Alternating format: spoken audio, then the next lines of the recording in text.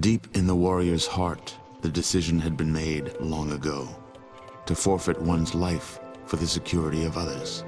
What nobler end could there be? Sacrifices were always expected, but to lose one's mortal shell and join with a machine is not an ending.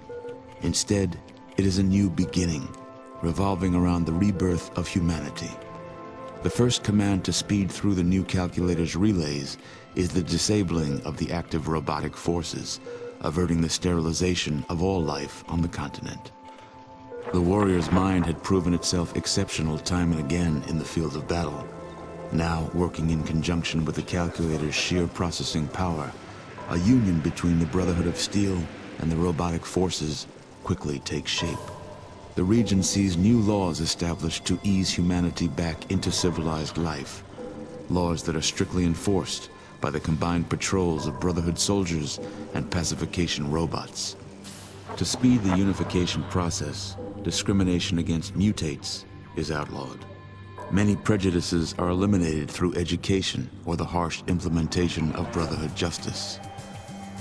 The willingness to overcome differences opens avenues of recruitment that would have otherwise remained unutilized. Mutated creatures that wish to live in peace under the new regime are welcomed, though hesitantly, into the population. Old hatreds and fears are soon forgotten as the task at hand becomes apparent.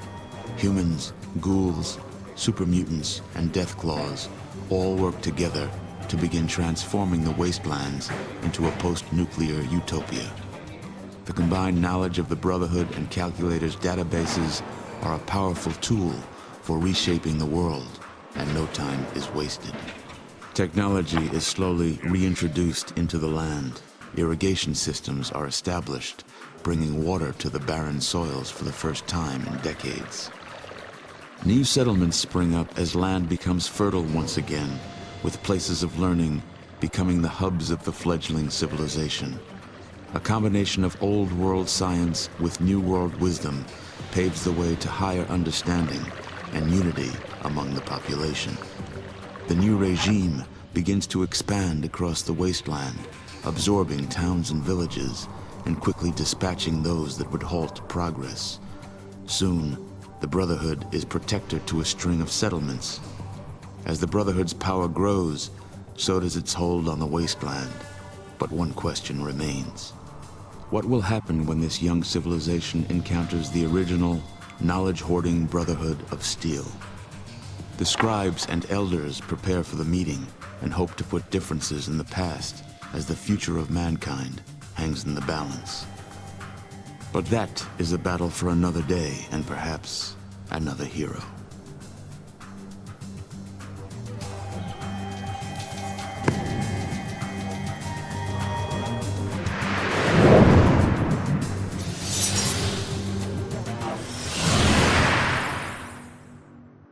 Having weighed the options, the warrior purposefully strides into the calculator's brain-removing mechanism. While this union of mind and machine represents an end to the hero's mortal shell, it also promises rebirth with the power and resources essential to rescue civilization from the brink of oblivion. With the mind of the warrior working in conjunction with the ancient machine's sheer processing power, a new and potent calculator thunders into existence. Years of neglected faults and decay are repaired almost instantly, becoming the catalyst for dozens of defunct systems to flash back into full operation. The calculator becomes whole for the first time since its conception. Contact is immediately established with the Brotherhood elders, and an alliance is formed. But while no longer an opponent, the calculator chooses to not directly serve the Brotherhood. A delegation of the top Brotherhood elders departs for Vault Zero to discuss details of the new alliance. They never reach their destination. Brotherhood soldiers and robots alike are dispatched to investigate. However, no traces of the ill-fated expedition were found. The impact on Brotherhood morale was devastating. For every soldier knows, leaders define rules, and rules shape the Brotherhood. The calculator quickly integrates with the surviving Brotherhood leaders. Protocol robots infused with knowledge of Brotherhood procedure begin to handle operations in Brotherhood outposts.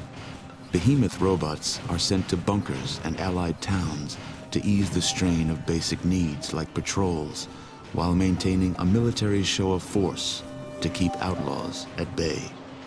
Soon, the Alliance is discarded with all forces now under one computerized leader. The Brotherhood is, once again, reborn.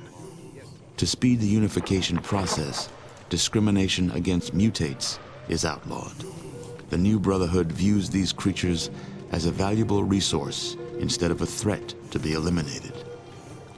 Old hatreds and fears are soon set aside as humans, ghouls, super mutants, and deathclaws work together to carry out the Brotherhood's plans for transforming the wastelands into a post-nuclear utopia.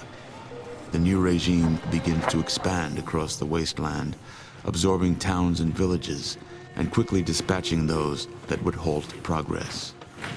Soon, the Brotherhood is protector to a string of settlements with entire regions under its influence.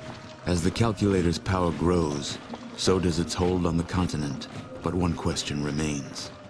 What will happen when this new force encounters the original, knowledge-hoarding Brotherhood of Steel?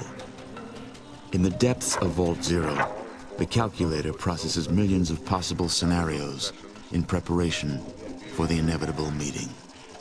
It will not be as easy to eliminate the original West Coast Brotherhood elders, but it must be done. For in the end, there can only be one leader. One that is willing to sacrifice anything or anyone to unify the wasteland.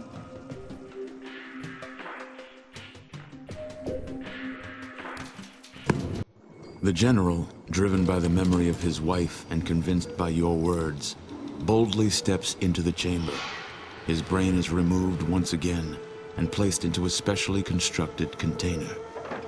Now the sole organic influence on the Calculator's supercomputer neural network, he finds himself united with an enemy he had sworn to destroy.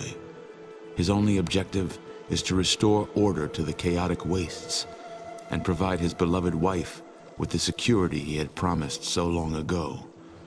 The new Calculator dedicates its existence to the rescuing of pure-blood humanity from the brink of destruction.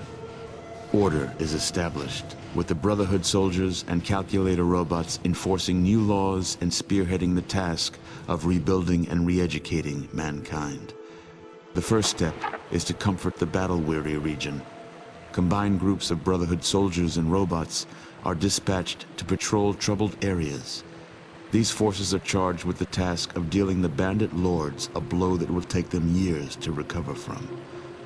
Technology is slowly reintroduced into the land. Irrigation systems are established, bringing water to the barren soils for the first time in decades. New settlements spring up as trade routes become safe from attacks. Once again, humanity begins to prosper.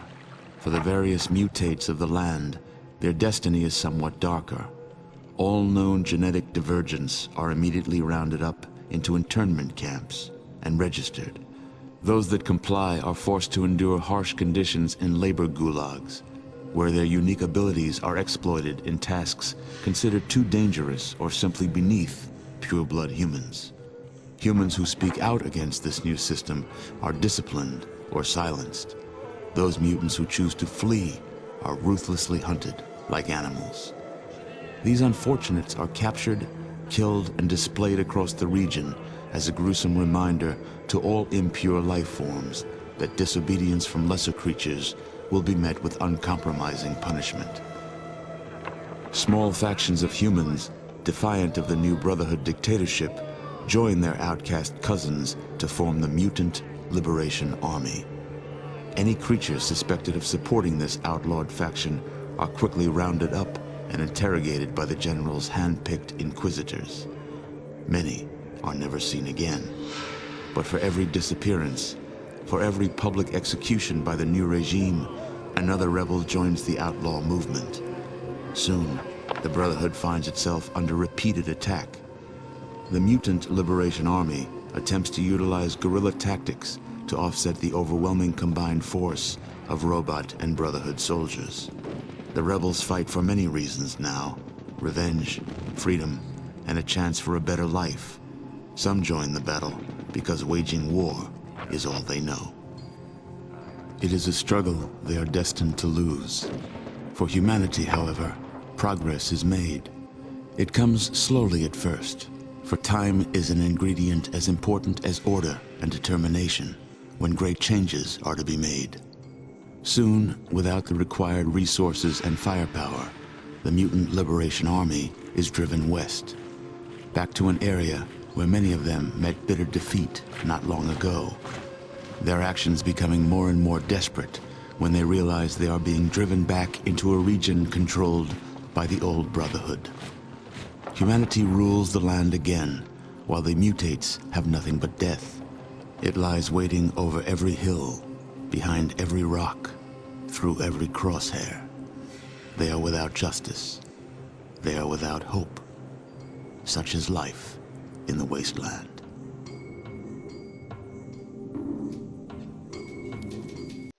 When the acrid smoke clears, nothing remains of the entity known as the Calculator, except burnt wires and broken valves.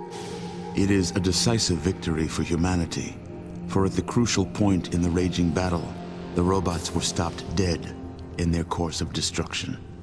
The warrior can only ponder on the lost opportunity that the destruction of such a technological marvel represents.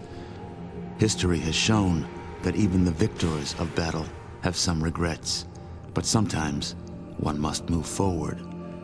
The Brotherhood is quick to establish Vault Zero as its main base of operations. Although much destruction was wrought here, it still represents a massive storehouse of knowledge and technology. The ancient structure becomes the central hub of operations, coordinating between outposts far and near, and reinforcing their supply lines and transport routes across the countryside, ironically mimicking the original purpose of their defeated enemy. Recruitment and education of the local tribal and village populations becomes the all-important mission of the depleted and wounded Brotherhood. But the education is not one-sided. After generations of surviving in the harshness of the wastelands, the indigenous people are in tune with the land. They have valuable lessons to teach those immersed solely in technology, lessons of nature and balance that the Brotherhood had previously neglected. Not all of the wasteland's inhabitants are sharing the same noble purpose. Opportunistic raiders and bandits enjoy the fruits of a recovering, war-torn Brotherhood.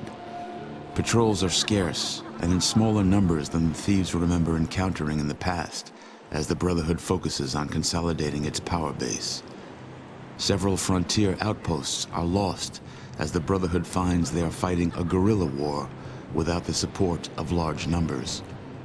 But adversity and hardship are as familiar to the Brotherhood as discipline and knowledge, and they learn their lessons quickly. With a new power over this region comes a new responsibility. All plans for re-establishing contact with the West are postponed indefinitely. Recruitment begins anew, and the initiate ranks swell. All military efforts are then concentrated on uprooting all outlaw predators in the region, finally making it safe for the Brotherhood and its allies. In time, the Brotherhood once again rules the land. Resources are then allocated to expansion and development. Technology becomes more widespread, with irrigation systems established to make the nuclear-blasted land fertile. Humanity once again starts to prosper. The hero, the warrior of the Brotherhood, now a general, shares the burden and the satisfaction of overseeing civilization's development. The Brotherhood of Steel has come through the trials of this region and emerged scarred, but wiser.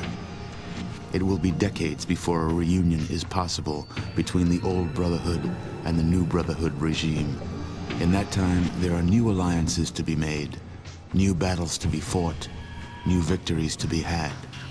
But that is a tale for another day.